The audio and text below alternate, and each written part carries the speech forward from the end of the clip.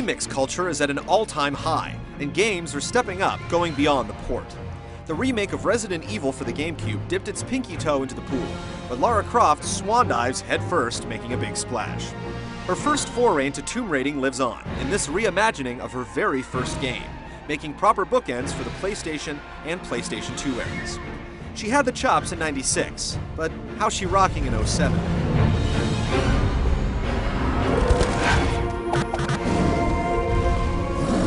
Grab a bunch of Hollywood action cliches and mix with a bountiful busty gal. Lara's globetrotting takes her to a bunch of sites in search of rare artifacts and a little bit of international espionage. Good times don't require brain cells.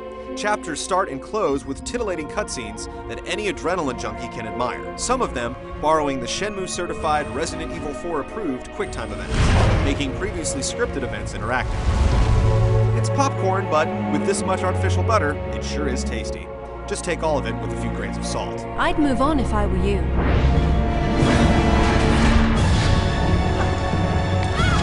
The OG Tomb Raider made its mark with 3D freedom and cavernous caverns. While Anniversary hasn't quite stepped up to 4D, those caverns and mountains remain intact.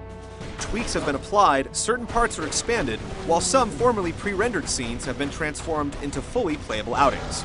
But those twisty little passages are back, and they're still worth exploring.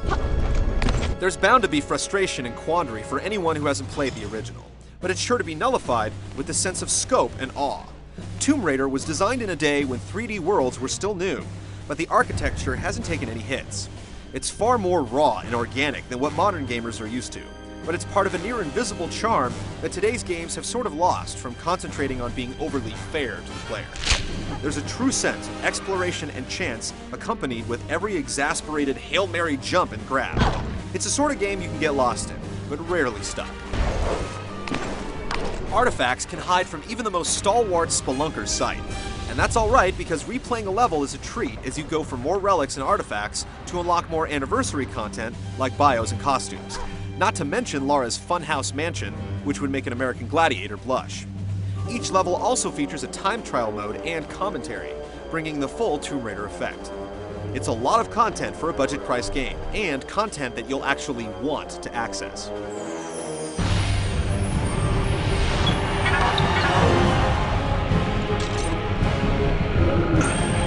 The shackles of the old digital grid-based movement are gone, with Lara taking up the analog cause and all of its niceties, like camera control, stylish dodges, and precise shooting, combined with a new grappling hook straight out of last year's Tomb Raider Legend. Actually, the entire game has been pulled from Legend, as its engine has been hijacked for Anniversary. That's not a bad thing, since Legend is the only Tomb Raider game to hold a candle to the original. Combat still amounts to holding auto-aim and firing en masse at whatever toothed animal is trying to make some Lara cakes. The difference is that they can get really angry after taking multiple flesh wounds, triggering a new charge attack that you can dodge in slow-mo. There's also a minuscule timed event that can let you euthanize most foes with a single slug. The enemies are sparse, but they do a great job of breaking up the environmental challenges, or turning a previously deserted hallway into a narrow valley of death. The modern engine keeps the game honest, giving Lara's acrobatics legs to stand on, giving her the proper momentum to decrypt the crypts. The combat can feel rote at times, but it's used in such exacting portions that it never becomes an unwelcome addition.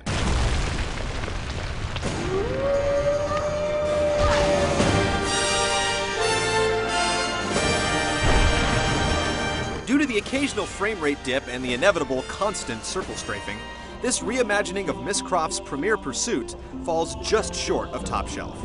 But the new control scheme has made it infinitely more playable, and the additions of QuickTime events and new areas tint it modern. And the Grand Cave Explorer from 1996 is still intact and still fantastic. Now, if we could only find that nude code.